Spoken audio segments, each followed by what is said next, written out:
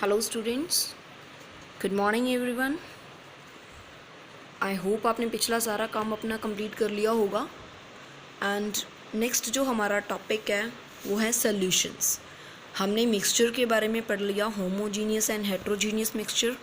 उसके बाद हम सॉल्यूशंस के बारे में पढ़ेंगे। सॉल्यूशंस क्या होते हैं, किसी चीज़ को मिक्स करने पे क्या चीज़ बन रही है, दैट इज़ सॉल्यूशन।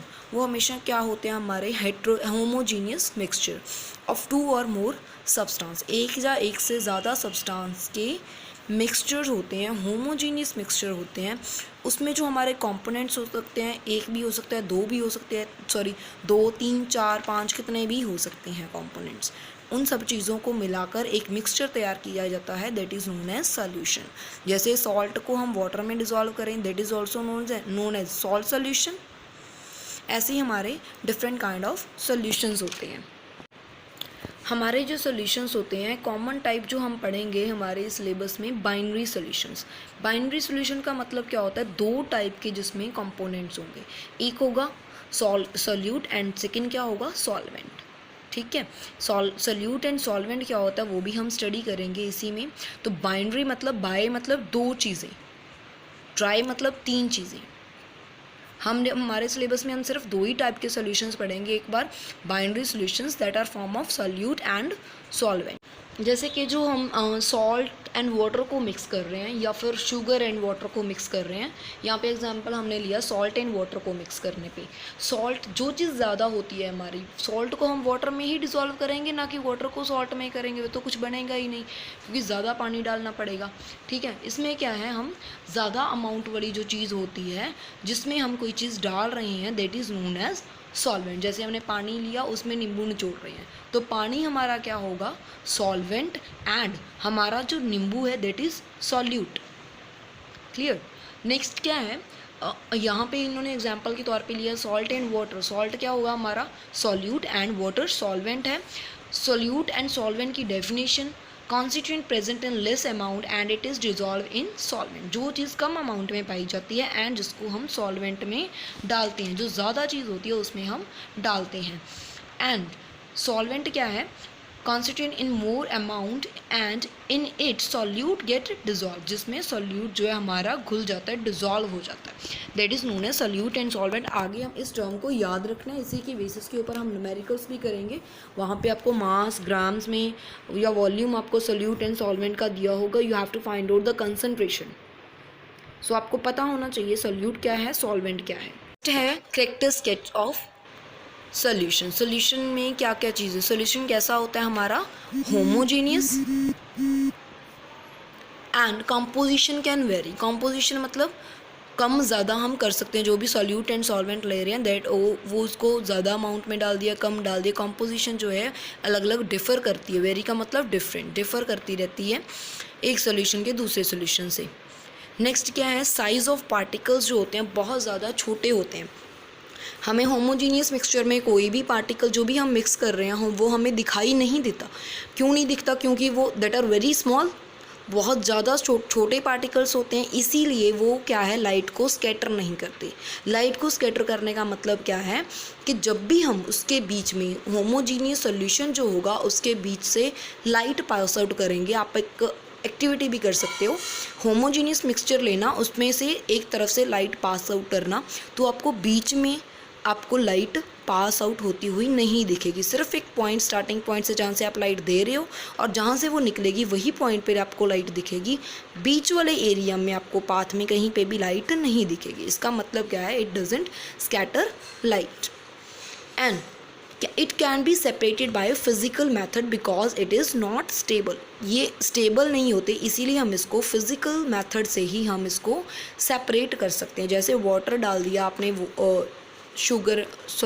सॉल्ट डाला आपने वाटर में, तो इसको सेपरेट करने के लिए आप क्या कर सकते हो, सिंपल बॉयल कर दो, इवापोरेट कर दो। जैसे जैसे इवापोरेट होता रहेगा वाटर जो आपका इवापोरेट हो जाएगा एंड जो सॉल्ट है वो नीचे रह जाएगा। ठीक है, okay. Now next topic is types of solutions. Miscible solutions भी होते हैं, इमिसिबल और partially miscible liquids. Miscible liquids वो होते हैं जो कम्प्लीटली डिज़ोल्व हो जाते हैं। जो सॉल्यूट एंड सॉल्वेंट है वो कम्प्लीटली डिज़ोल्व हो जाएगा, हमें दिखाई नहीं पड़ेगा। जो चीज़ हमने जो हमारा सॉल्यूट है वो हमें विजिबल नहीं होगा, उसकी अलग कोई लेयर नहीं होगी, ना ही हमें पार्टिकल्स उसके दिखेंगे। उसके जो पार्टिकल्स होते हैं बहुत ज़्यादा छोटे होते हैं, इसलिए वो हमें दिखाई नहीं देते। तो वो क्या होते हैं हमारे मिसिबल लिक्विड्स। इमिसिबल लिक्विड्स वो होते हैं जो मिक्स नहीं हो पाते, जैसे कि एग्जाम्पल हो गया oil, oil in water. Oil को वाटर में मिक्स करोगे, या कोई creamy substance in water, cream को मिक्स करोगे वाटर में, that will not be easily mixed, वो अपनी लेयर एक फॉर्म रखेगा, ठीक है। That is immiscible liquid. Partially miscible, जो थोड़े थोड़े मिक्स हो जाते हैं, कई बार ऐसा लगता है कि हाँ जी मिक्स हो गए, थोड़े टाइम के बाद ऐसा कि वो मिक्स नहीं हुए अच्छे से।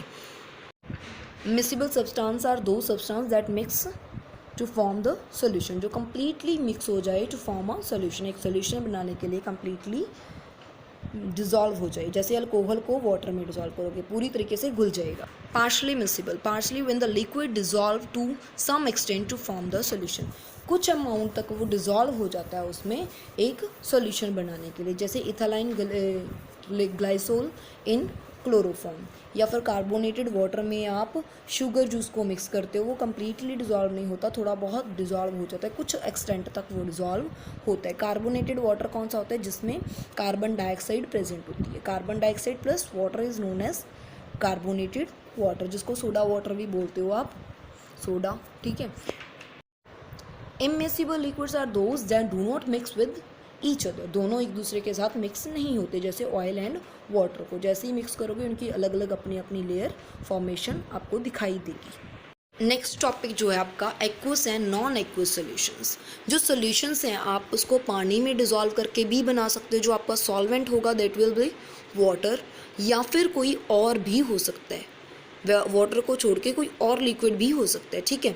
तो इसी के बेसिस के ऊपर aqueous and non aqueous solutions बनते हैं। एक्वस सॉल्यूशंस आर दो सॉल्यूशन, एक्वा, एक्वा का मतलब होता है वाटर, एक्वा से वर्ड बना aqueous, in which the solvent is water. जैसे कि आप सॉल्ट सोल्यूशन प्रिपेयर करो, NaCl, ठीक है, उसको आप NaCl मतलब सॉल्ट जो इस वाटर में डिज़ोल्व करके बन गया salt solution. Non aqueous solution कौन से होते हैं, जो वाटर को छोड़ के अदर लिक्विड्स में डिज़ोल्व होते हैं, दैट कोई और सॉल्वेंट उसमें प्रेजेंट होते हैं। जैसे ही अल्कोहल में कोई चीज़ आप डिज़ोल्व करो, बेंजीन में कोई चीज़ डिज़ोल्व करो, बेंजीन, इसके बारे में आप स्टडी करोगे फर्दर क्लासेस में।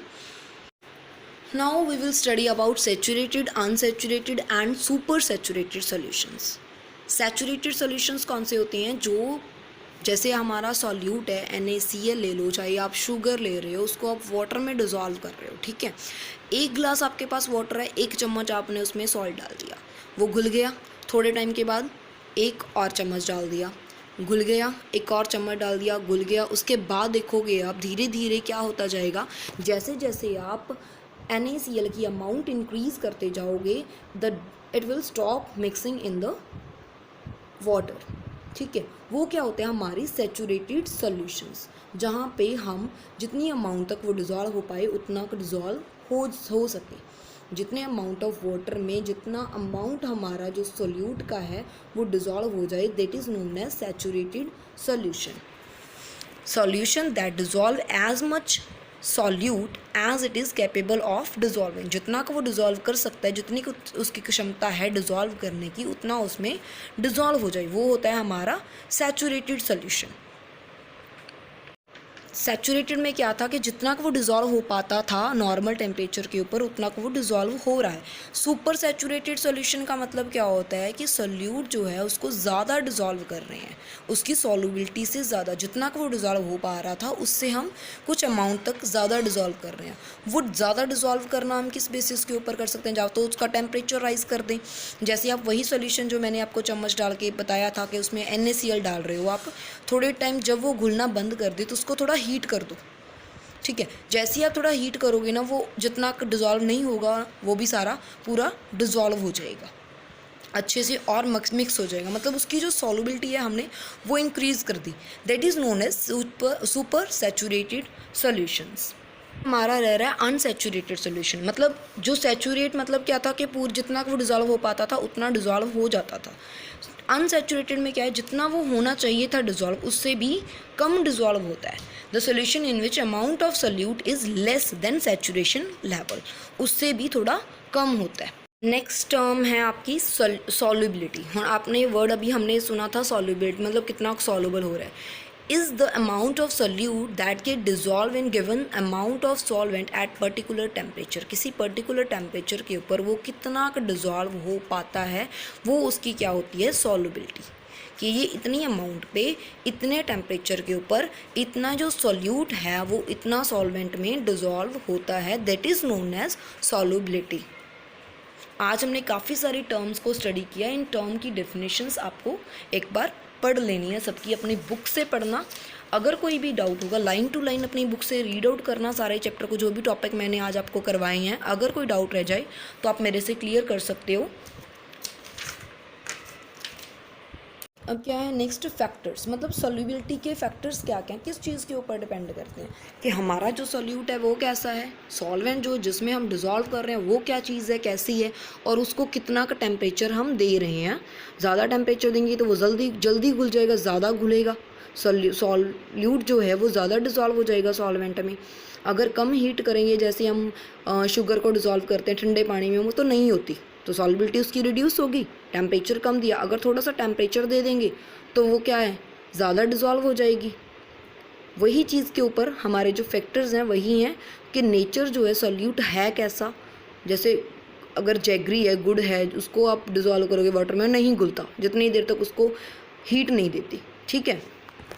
अगर आप टेम्परेचर को डिक्रीज़ कर दोगे तो आपकी जो सॉल्युबिलिटी है वो भी क्या हो जाएगी, डिक्रीज़ हो जाएगी।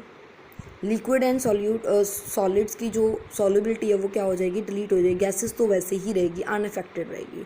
अगर आप प्रेशर को इंक्रीज़ कर दोगे तो जो गैस है वो उसकी जो सॉल्युबिलिटी है वो इंक्रीज़ होगी, and solubility of solid and liquid जो है वो अनअफेक्टेड रहेगी। प्रेशर के ऊपर देखोगे तो आपकी सॉल्युबिलिटी गैस की जो इंक्रीज़ होगी, अगर टेम्परेचर के बेसिस के ऊपर देख रहे हो तो सॉल्युबिलिटी जो है लिक्विड एंड सॉलिड्स की डिक्रीज़ होगी। वही चीज़ जैसे जैगरी को मैं मिक्स करने को बोल रही थी, जैसे ही आप टेम्परेचर उसका इंक्रीज़ कर दोगे तो वो जल्दी से घुल जाएगा, वो सॉलिड है वो जल्दी से मिक्सअप हो जाएगा, तो उसकी सॉल्युबिलिटी जो है क्या हो जाएगी, डिक्रीज़ हो